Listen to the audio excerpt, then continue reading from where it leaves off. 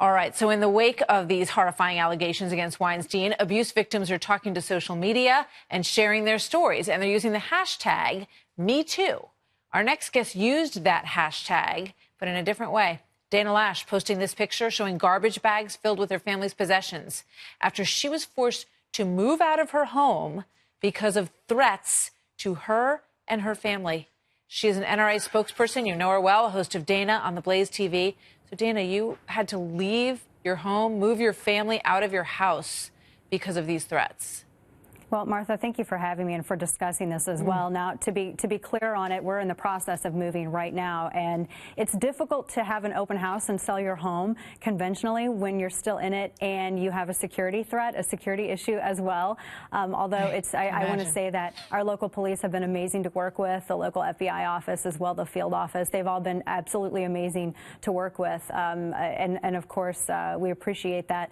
But yeah, it's an awful, unfortunate thing. And Martha, you mentioned the Me Too hashtag, and I was sitting, I was finally sitting down and relaxing after spending my entire weekend starting to get things packed up, doing the pre-pack before you have movers come, and just getting everything, what do we need and what do we not need, and let's just try to get it done quickly. And after spending all weekend doing that, I looked on Twitter and I saw that the Me Too hashtag was trending, and I looked at it and I saw many awful stories of women who've experienced and have endured sexual harassment. And I should add that there were some men in there too, because we know that men experience it as well.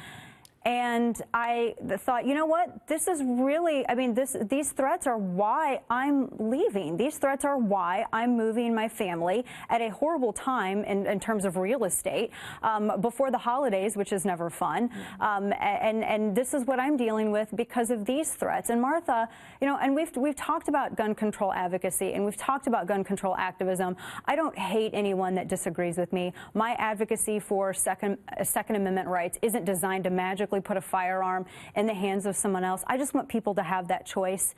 And all of this has really underscored why I carry. Yeah. It makes me so grateful that I can protect myself. Martha, I've had, this has been going on for a while, but it was when they started talking about my kids, when I got some pretty creepy emails about my kids. I read some of what you put out there, attacking you. Of my house. They're talking about doing horrible things to you, horrible things to your family. As a mother, I can't even imagine how frightening that must have been for you. I thought it was interesting that Chelsea Clinton tweeted this: Dana, this is awful and unacceptable. Those of us who disagree with you, the strongest, have a particular responsibility to strongly condemn. What do you think? She's right. Yeah. She's right on that. And I give her credit for and kudos for acknowledging that, because I think for so long there have been many who have tolerated a little bit of sexism to achieve their political objective. I think that some people, some on the left, have tolerated sexism towards conservative women because it helps them achieve a goal of silencing conservative women and silencing the conservative agenda. And that is never how it should be.